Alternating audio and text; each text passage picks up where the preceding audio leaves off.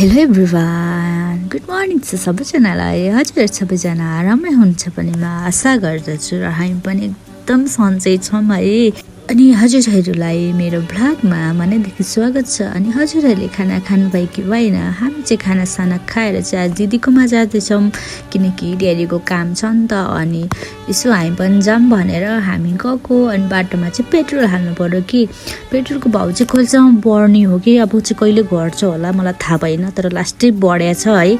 अनि फाइनली हामी कोठा पुग्यौँ। म खाना खाएर गएको थिएँ कि साथीहरू, तर मेरो दिदीले चाहिँ मलाई खाना राखिदिनु भएको थियो थोरै खा भनेर, तर दिदीले खानु भएको थिएन। म आएपछि दिदी र मैले सँगै खायौँ। दिदीले गर्ने बहिनीलाई माया कति फरक हुन्छ, हाम्रो झगडा पनि पर्छ के, तर माया पनि गर्नुहुन्छ मलाई दिदीहरू सबैजनाले। अनि यसै गफ गर्दै थियौँ अनि खाना पनि खाँदै थियो। अनि आन्टी पनि आउनुभयो।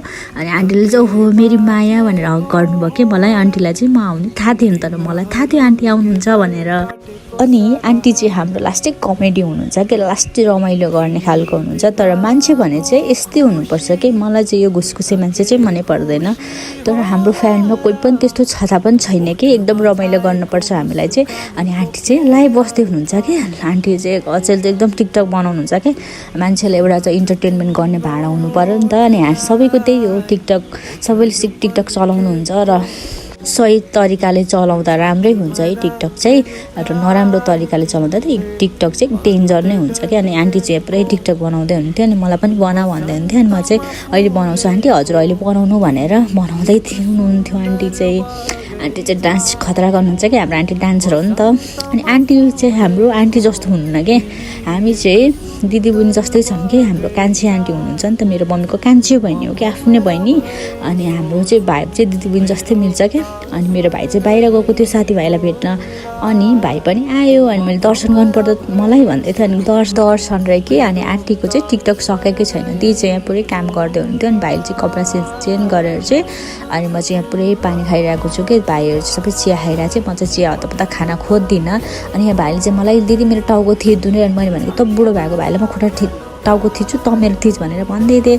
अनि त्यतिकैमा मेरो ड्याडी र मेरो बुढा चाहिँ आउनुभयो। अनि टक्क अब खाजा खानु पऱ्यो नि त। अनि हामी सबैजना मिलेर गेट टुगेदर गरौँ, कति रमाइलो लाग्छ सबै परिवार बसेर यसो रमाइलो गर्न। हाम्रो त अरू फ्यामिलीहरू पनि छुट्नु भएको छ, यही भिडियोमा भन्दैछु। नेक्स्ट टाइम चाहिँ हामी सबैजना रमाइलो गर्नुपर्छ। अनि यहाँ चाहिँ भाइ बहिनी पनि आएको थियो, आन्टीको छोराछोरी हो उनीहरू चाहिँ। अनि बेलुका खानाको लागि इन्भाइट गर्नु भएको थियो ड्याडीले। अनि उनीहरू पनि ढिलै गएर लिएर आउनु भएको। अनि आन्टी चाहिँ पुरै यहाँ खाँदै हुनुहुन्छ। अनि आन्टी खाना कस्तो छ भन्यो थियो, आन्टीले मिठो छ भनेर भन्दै हुन्थ्यो।